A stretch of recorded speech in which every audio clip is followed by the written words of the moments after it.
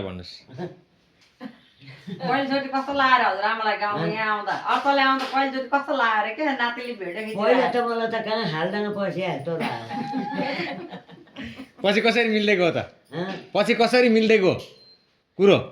अहिले त मलाई हाम्रो गाउँ जस्तो राम्रो काहीँ लाग्दैन ए किन रहेछ त यस्तो खोलो छैन पहिरो जाएन भिड छैन हाम्रो गाउँसम्म छ पानी मिठो छ त्यहाँ राम्रो होइन त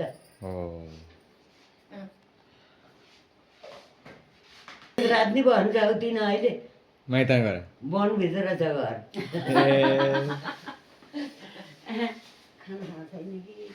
ए मेरो त छन् होला धेरै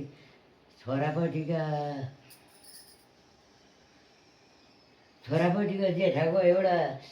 साइलाका दोडा काइलाका 4वटा माइलाका 3टा कान्छाका 2टा कति भयो भन्नु त 2टा अनि छोरीको छोरी छैन छोरी छैनन् छैन छोरी नातिनीको त उनीहरूकै बाबु आमालाई गनिहाल्छन् ठिक अनि तल गन्न छोडेको थियो फेरि अर्की पनि पो गन्न हराइछे हराइ अब अनि